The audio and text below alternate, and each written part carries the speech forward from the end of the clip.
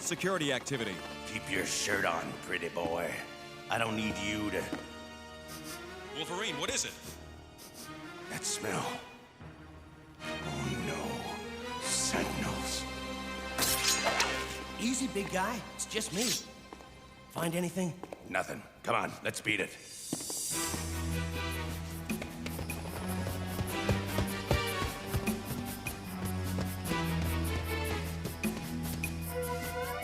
Can't be.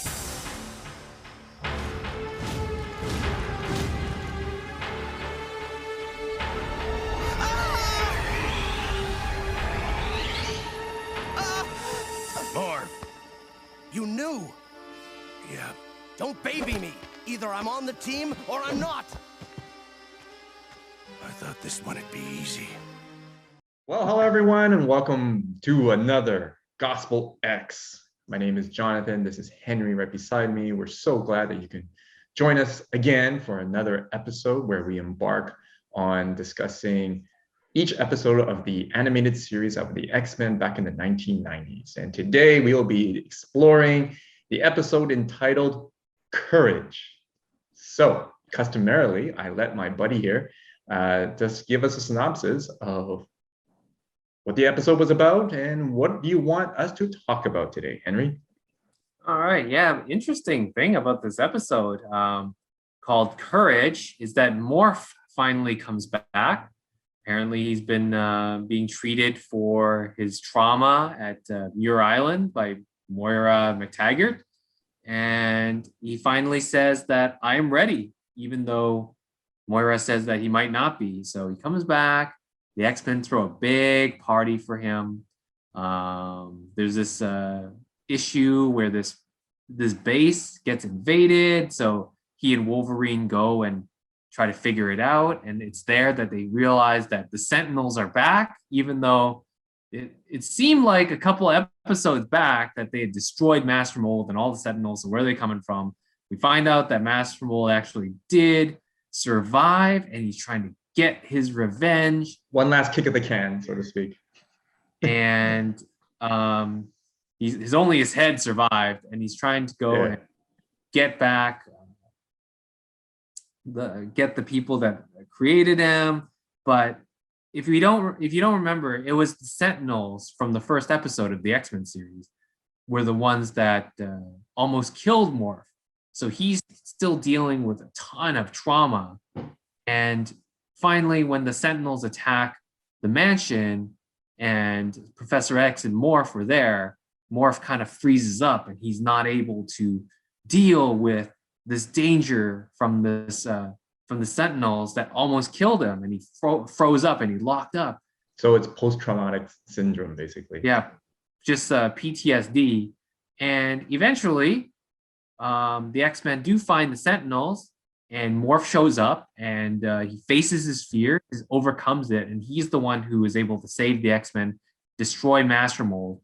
But at the end there, he ends up saying goodbye to all the X-Men because he realized that even though he's able to do this, that he's not over the trauma, the PTSD that the Sentinels did to him. He's not ready yet.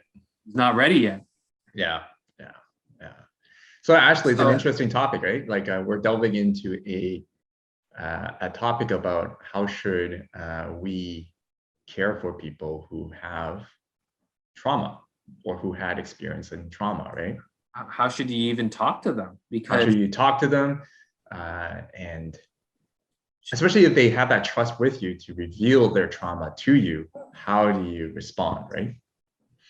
There was quite a few different reactions from the X-Men when Morph came back. Right? Which is a great canvas for us to talk about, right? Because those are the things, those are actually, each of those X-Men actually gave us an example of a typical response that we would do, right? Yeah, so, I mean, how about list some? Give us some. First of all, Wolverine was the guy who, your friend just came back from this trauma and healing, and he's like really gung-ho, let's get you back and doing the same things that we were doing before. 100%. Morph couldn't even have a slice of cake I know, eh? on his party. Wolverine's like, me and him, we're gonna go and And let's go. we're Yeah. gonna do this. It's interesting And- because that's Wolverine's type of character too. In order to solve his own mental issues or his own personal issues, he tends to want to do stuff, right?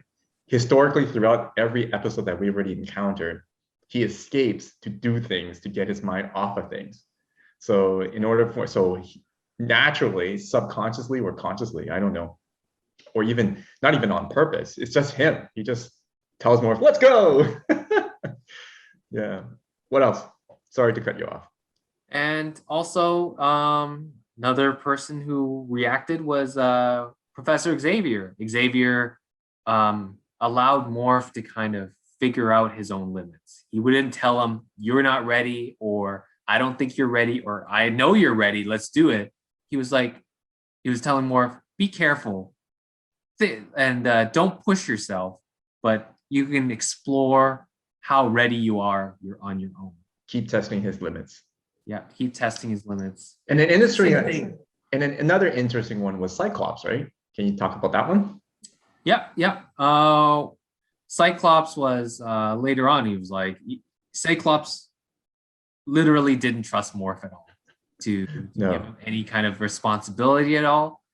Maybe it's because of it. He's the leader. He's got to think of the cohesiveness of the unit. So he's got to go and say, okay, we can't have a weak link in this chain of people that I'm leading, because if you can't trust one person, the whole thing's going to fall apart. So that might be speaking to his more pragmatic side of it. People who are more pragmatic that know that he's got something to do and he's just not sure of where the limits are. So instead of giving him that opportunity to test it in that team setting, he told him to just wait there and we're going to handle it. It's like babying him, Morph, right? To say, look, I love you, but yeah. I don't trust you. Yeah, I don't trust you. But he didn't really say that, but for your own good, stay here, right? Yep. It's like just gives them some, like when Cyclops told him to stay in the war room, it's just the most BS answer. And people with this kind of trauma, they hate those kind of BS answers. Exactly. That's patronizing people, right? It's saying that, trying to cloak it with something good, but really you're just telling me that I'm incapable. Useless. Yeah, basically it's like he told him, oh, Professor Xavier might call the war room, so we need someone here to answer his call. You're doing a very important job. Very important job. You could tell Morph was just not buying it at all. No, and he was a little pissed too, right? Yeah, he was absolutely pissed. Come on, you just gave me a party. You didn't let me eat cake. And now you're patronizing me and telling me that I'm incapable of joining with you guys, right? Yeah. An interesting interaction was, who was the person that Morph approached when he finally realized that he wasn't ready?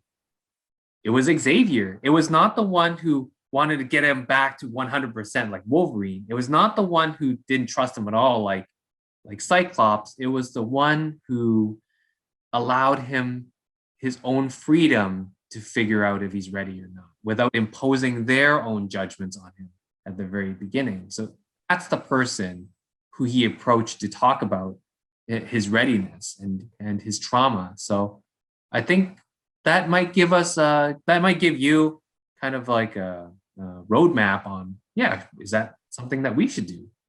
That is exactly what we should do, actually. I think in our world, when we talk about Christian opinions and perspectives and how a Christian should care for our loved ones or our friends who have experienced trauma, we should allow space for them, to give them space and have freedom to test their limits.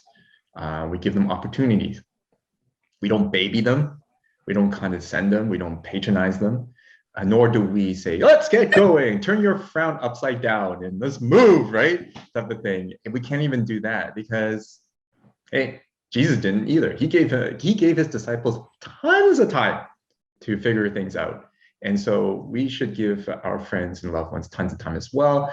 And like Xavier, I think we could learn something from him to be continually supportive, right? He knows Xavier, interesting about Xavier is that he knew his distance of how far he should keep himself distant from Morph.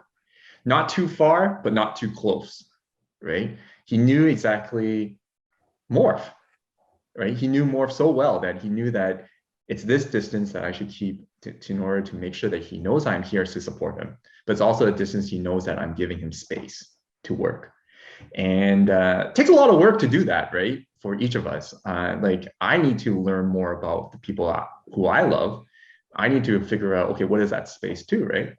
And so should all of us. And I think that's something that can be done through, again, time, but also to for prayer as well. Something that we could pray for in order to enable us to have the wisdom to know what that space is. Yeah, you should definitely go and figure out which of the X-Men are you when you're dealing with this kind of situation. I think I'm more like Wolverine, though. I'm more like Wolverine as well. You know, I'm like, percent. Hey, yeah, you went through something really terrible, but you know what? We're all good now. So let's go camping. Let's go camping. let's barbecue. Beer. We're gonna have barbecue. We're gonna have some fun. We're gonna, 100%. We're just gonna have a lot of fun together. And but that's not helpful at all. Although we think it might be helpful, but it's not really giving them space either, right? And are we allowing them to give the space? Like it's great to go camping, but during that camp, are we allowing them to have space to navigate through their emotions and testing their limits as well, right? For example, for myself, who experienced a recent loss of my mom, right? I realize that there are people, my closest friends and relatives and loved ones, they give me space because they know me well, right? But then I have to watch myself too, because like if I want to if I have to navigate, I have to give myself time to navigate, not just fill it up with stuff to just forget about it. So there you go. All right. Anything else from you, Henry? I think that's pretty much for me.